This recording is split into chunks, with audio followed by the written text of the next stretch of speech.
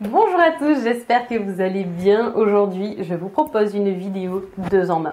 D'abord, je vais vous montrer la démonstration de ma nouvelle aquarelle et pendant que vous pourrez regarder comment je m'y suis prise pour peindre mes petites raies surréalistes, je vais vous donner mon avis sur le nouveau matériel d'aquarelle que j'ai pu tester à l'occasion de ce tableau. J'ai reçu récemment du matériel de chez Le Géant des Beaux-Arts. J'ai reçu cette palette. J'ai reçu ces pinceaux à réservoir d'eau. J'ai reçu aussi du drawing gum, mais alors je ne l'ai pas encore testé parce que j'en ai pas eu besoin sur ce papier-là. Et j'ai reçu ce papier Centenaire, donc c'est pas le papier I Love Art, hein, c'est Centenaire, donc c'est la marque haut de gamme du Géant des Beaux-Arts. J'espère que je me trompe pas, mais il me semble que c'est ça. Donc je vais pouvoir vous en parler, vous donner un petit peu mon avis et avant de commencer la démonstration, je voulais clarifier les choses. Je ne suis pas payée pour faire cette vidéo, ce n'est pas une vidéo sponsorisée, mais j'ai reçu ces produits gratuitement pour pouvoir vous les présenter. J'étais très intéressée parce que d'habitude je travaille avec une palette d'aquarelle professionnelle de Winsor & Newton. C'est une palette qui coûte quand même assez cher et je sais que parmi vous il y a des personnes qui me suivent et qui regardent mes vidéos et que du coup ça leur donne envie de se lancer, mais bon, on va peut-être pas investir tout de suite dans du matériel professionnel, surtout si on fait ça pour ses loisirs. Et je me suis dit bah très bien, cette palette là elle est vraiment pas chère.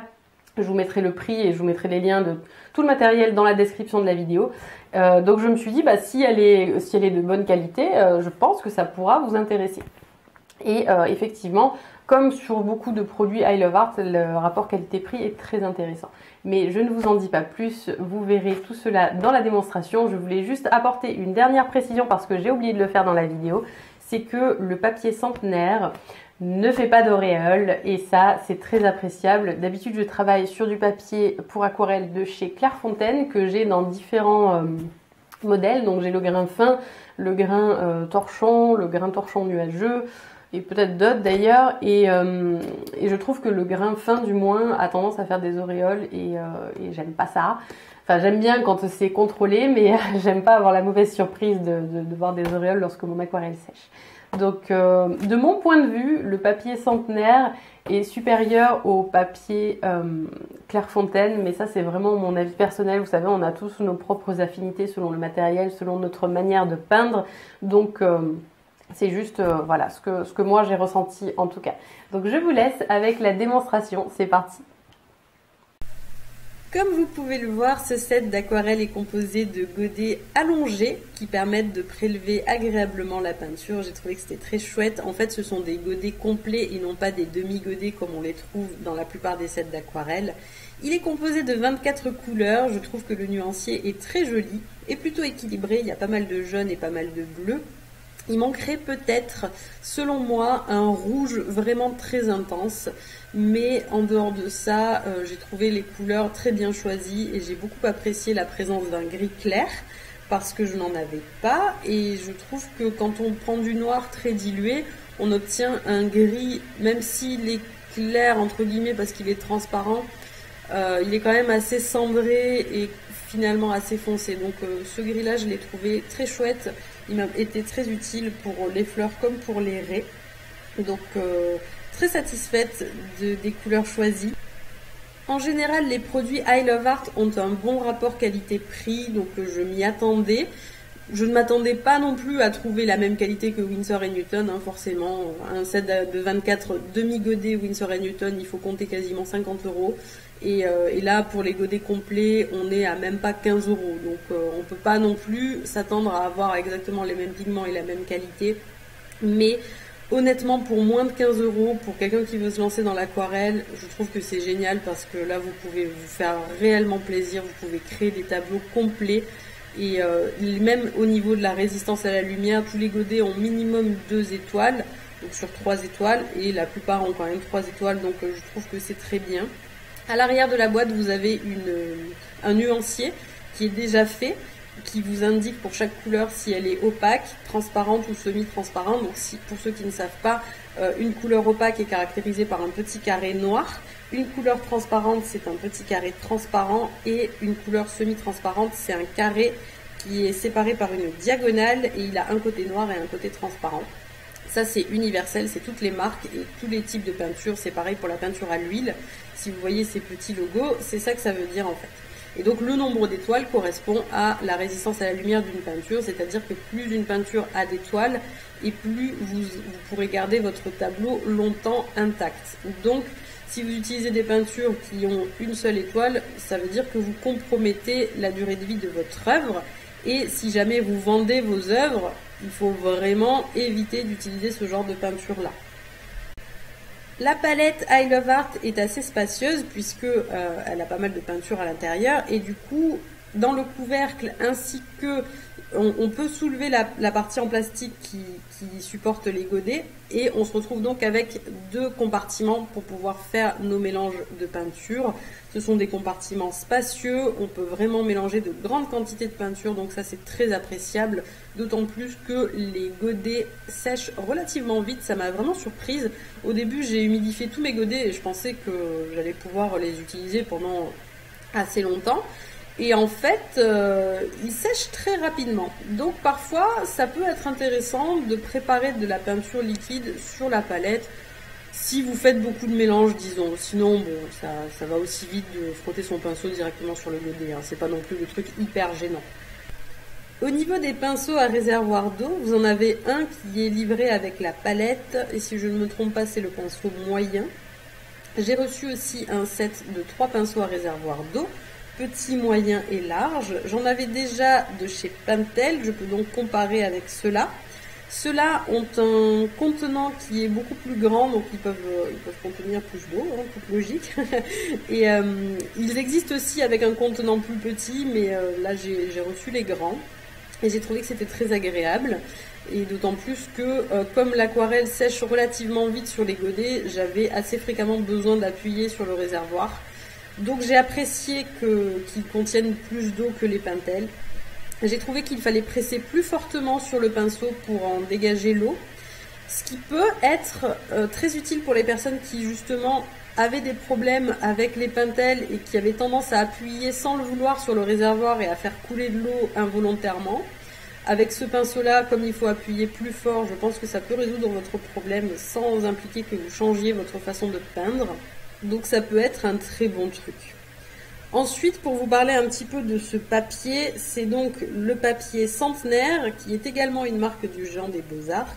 C'est un papier à grains lisses que j'ai reçu et je n'affectionne pas trop ce type de papier-là en raison de plusieurs choses. Tout d'abord parce que je trouve que les corrections sont difficiles à faire et ensuite parce que je trouve que les bordures ont tendance à manquer de netteté. J'ai souvent des lignes qui se retrouvent dentelées alors qu'elles étaient censées être droites. Et pour ce papier-là, excellente surprise sur le côté correction. Je trouve qu'il supporte très très bien les corrections, en tout cas beaucoup mieux que celui de chez Clairefontaine, où une fois que l'aquarelle est posée, c'est quasiment fini, on ne peut plus la modifier parce qu'elle est absorbée très rapidement par le papier et qu'une fois que c'est sec, c'est mort. Et là, même une fois que l'aquarelle était sèche, alors d'abord je trouve que le papier absorbe moins rapidement et en plus, même une fois que l'aquarelle est sèche, si on frotte un pinceau mouillé dessus, on peut encore la récupérer et ça c'est vraiment génial, c'est très très appréciable. Par contre, au niveau des bordures, même problème que chez Clairefontaine. Alors il y a des sujets où ça peut être vraiment bien, il y a des sujets pour lesquels ce n'est pas un problème. Par exemple, si vous faites des choses très organiques, par exemple un paysage, vous allez faire un arbre, bon bah si le contour est un petit peu ébouriffé, ça va ajouter encore de la texture et au final ça va vous rendre service. Mais là pour les raies qui sont des animaux très lisses et le fait que je les ai fait aussi de petite taille, parce que bon c'est un papier qui fait 30 par 40 cm, hein, c'est pas non plus un truc immense, donc on voit bien par rapport à ma main que les raies ne sont pas très grandes. Ce qui fait que s'il y a une irrégularité dans la ligne de son dos ou de son aile par exemple, ça se voit quand même assez bien. Donc ça m'a un petit peu dérangé, mais c'est pas non plus très grave, j'ai repris mes bordures après avec mes crayons aquarellables. Simplement c'est pour cette raison-là que je n'aime pas trop le papier à grains lisses. Alors à moins que je m'y prenne mal, c'est possible aussi, hein. Si vous avez des astuces pour obtenir des lignes bien nettes sur ce type de papier, n'hésitez pas à les partager en commentaire. Moi je sais que j'ai essayé, en fait je pense que c'est dû au fait de peindre humide sur sec. Et Et alors j'ai essayé en mettant plus d'eau, en mettant moins d'eau, et à chaque fois en fait ça fait ça quoi, ça fait des petites irrégularités. C'est vraiment le seul reproche que je peux faire à ce papier, parce que sinon en dehors de ça je trouve qu'il a un temps de séchage idéal pour ma façon de peindre, ni trop lent ni trop rapide, l'aquarelle se retravaille, les couleurs sont vraiment jolies comme vous pouvez le constater, donc ça reste un très très bon papier également. Pour vous en dire un petit peu plus quand même sur ce tableau, donc il s'agit d'une représentation de raie pastenague, plus précisément de pastenague africaine. Ce n'est pas la première fois que je dessine des raies car j'adore ces poissons. Je trouve qu'ils ont une façon de se mouvoir qui est vraiment très inspirante. Ils m'ont toujours fait penser à des oiseaux ou des papillons. Et c'est pour ça que j'ai décidé de les associer avec des fleurs. Donc là, il s'agit de fleurs de glycine. Et ce que j'ai trouvé vraiment génial par rapport à mon précédent tableau de raies, c'est qu'entre-temps, j'ai pu les observer dans leur milieu naturel et ça a été un grand bonheur pour moi de les voir évoluer de très très près. Mon copain a pu filmer de nombreuses images qui sont très belles, je vous en mets en ce moment un petit aperçu. Et ça m'a beaucoup aidé pour pouvoir les représenter. Et ça m'a aussi rappelé des moments qui sont tout à fait inoubliables. Je n'aurais jamais cru que ce soit des animaux aussi attachants. Enfin, j'ai toujours été fascinée par les raies, mais je ne savais pas qu'elles pouvaient se montrer aussi curieuses. Et on s'est fait vraiment inspecter sous toutes les coutures. Elles sont venues très près de nous. Je n'aurais jamais cru pouvoir par exemple les caresser, parce que c'est vrai que en plongée, la première chose qu'on apprend, c'est qu'il ne faut jamais toucher à la faune ni à la flore. D'ailleurs, il ne faut vraiment toucher à rien. Il faut être un témoin passif en fait. On est juste là pour observer et c'est déjà extraordinaire. Mais en fait, je pense que celle-ci était très habituée aux plongeurs, donc elle venait nous voir et elle nous caressait littéralement. C'était elle qui nous caressait avec leurs ailes. Elle venait, elle nous enveloppait. C'était un truc de dingue. Et je sais que quand j'avais posté la photo de moi avec la raie, il y a beaucoup de gens sur Facebook qui m'ont écrit, mais moi j'aurais eu peur, j'aurais pas pu faire ça, parce que bon, il y a le côté venimeux, hein, quand même, il faut jamais toucher la queue des raies, parce que vous voyez l'aiguillon, on le voit bien sur celle du milieu, ça c'est très venimeux. Mais en fait, elles sont tellement douces, elles sont tellement délicates, on n'imagine pas qu'elles peuvent être aussi... je sais même pas comment décrire, c'était juste incroyable, mais en tout cas je n'ai eu absolument aucune peur, aucune inquiétude, j'étais juste bien, c'était comme un rêve en fait. Donc ça m'a fait d'autant plus plaisir de faire ce tableau d'après nos images et de revivre un petit peu tous ces beaux moments. Je reviens à mon tableau. Vous avez pu voir passer le stylo blanc Uniball que je vous avais présenté dans une précédente vidéo qui était dédiée à mes croquis. J'ai eu cette idée-là, je me suis dit, bah tiens, d'habitude je fais mes réos avec le pastel sec blanc. Et là, comme ce stylo, ça fait une espèce de gel blanc, je me suis dit que ça serait peut-être sympa d'essayer pour voir si ça se voyait par-dessus l'aquarelle. Et ça dépend, en fait, il a tendance à devenir translucide en séchant sur ce papier-là. Mais après, je l'ai retesté sur du papier pour sketchbook classique. Et par-dessus l'aquarelle, cette fois-ci, il reste bien visible. Donc ça dépend du papier, je pense. Mais ça dépend aussi de la couche d'aquarelle que vous avez appliquée. J'ai remarqué qu'à certains endroits, il restait bien visible et à d'autres, il devenait translucide. Donc bon, en tout cas, ça reste une aide que je trouve très sympa. Je pense que désormais, je l'utiliserai également dans mes aquarelles. Vous pouvez voir en plus des raies, des petits poissons jaunes et bleus qui sont des demoiselles que l'on trouve dans l'océan Atlantique et qui sont également issus de nos propres vidéos de plongée. Je les ai un petit peu grossis par rapport à leur taille normale, par rapport aux raies, mais c'était pour des raisons de composition. En fait, j'ai essayé de faire en sorte qu'il n'y ait pas de couloir vide dans ce tableau. Et ensuite, j'ai créé des splashes de peinture. Et là, en fait, je sais pas si vous avez bien vu, mais je suis en train de travailler sous l'aile de l'une des raies parce qu'une tache, malgré mes précautions, est venue déborder sur cette aile. Ce qui m'a obligée à revoir ce que je voulais faire passer dans mon tableau. Vous savez, il y a une citation de Bob Ross qui dit « Il n'y a pas d'erreur en peinture, il n'y a que d'heureux petits accidents ». Eh bien, ceci était un heureux petit accident. Et finalement, j'ai décidé de laisser tel quel, comme si en fait, c'est complètement du hasard. Mais vous avez la raie qui est à gauche, qui est rose et les deux autres sont bleus. Et là, il y a une tache rose qui est venue colorer l'aile de la raie du milieu en rose. Et finalement, ça fait comme si elle était en train de se transformer et de devenir rose elle aussi. Et je pense qu'on peut interpréter ce tableau en se disant que les raies changent de couleur quand elles viennent près de la fleur. Et elles deviennent roses comme la fleur, c'est le même pigment que la glycine.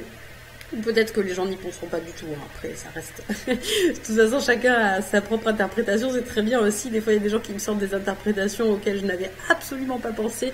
Et je trouve que c'est ça qui est génial aussi avec la peinture, c'est que comme on a tous notre façon de voir les choses et nos propres expériences, un tableau peut faire passer des tas de choses différentes selon les personnes. C'est très enrichissant. Si vous avez une autre interprétation, n'hésitez pas à la partager d'ailleurs. Ensuite, ce que je voulais vous dire aussi, c'est que j'ai utilisé d'autres stylos Uniball, un stylo plutôt, qui est argenté. En fait, Uniball fait plein de couleurs différentes, mais elles sont toutes pailletées, hormis le blanc. Et j'avais acheté donc un argenté ainsi qu'un bronze. Et l'argenté, j'ai trouvé qu'il était vraiment sympa pour faire les écailles des demoiselles. Ça m'a permis de faire briller les poissons très facilement. Et je l'ai aussi utilisé pour le dessous des ailes des raies. Je me suis rendu compte que je pouvais le diluer juste quand je viens de le poser, qu'il n'est pas encore sec. Je peux l'allonger avec mon pinceau à réservoir d'eau. Et j'ai pu créer cet aspect un petit peu satiné qui est très caractéristique de la peau des raies. Maintenant, sur la photo, ça se voit pas vraiment, hein, ça se voit surtout sur l'original. J'ai trouvé ça intéressant, en tout cas je me suis dit que ça pourrait peut-être vous donner des idées. C'est vrai que des fois pour apporter un petit peu de texture ou un petit truc en plus sur un tableau, c'est sympa. Et on peut voir aussi d'ailleurs au passage que j'ai utilisé mon stylo feutre Faber-Castell noir pour certaines zones que je voulais très très fines et très noires, comme par exemple l'œil de la raie qui se trouve la plus au-dessus. Et aussi pour certains détails des nageoires des petits poissons, j'ai trouvé que c'était super pratique d'avoir ça. Donc en résumé, en plus de ma peinture aquarelle, j'ai utilisé mon Uniball blanc. Là on peut voir en ce moment que je suis en train de poser mon stylo argenté Uniball aussi. Et mon stylo feutre noir de chez Faber-Castell. Moi je vous remercie beaucoup d'avoir regardé cette vidéo, j'espère qu'elle vous aura été utile, que ce soit pour le matériel I Love Art ou pour vous inspirer un petit peu avec cette composition surréaliste. J'espère qu'elle vous plaît. N'hésitez pas à me donner votre avis dans les commentaires, je suis toujours très heureuse d'avoir des retours sur mes tableaux, de savoir un petit peu ce que vous en pensez, ce que ça vous inspire. Donc je me réjouis de lire vos commentaires. Si vous avez aimé la vidéo, n'hésitez pas à cliquer sur le petit pouce en l'air, ça me fera très très plaisir et ça m'est très utile pour faire connaître ma chaîne YouTube. Donc un grand merci à ceux qui le feront et comme toujours, n'hésitez pas à vous abonner si jamais ce n'est pas déjà fait, comme ça vous ne louperez pas les prochaines vidéos. Moi je vous fais des gros bisous et je vous dis à la semaine prochaine, salut!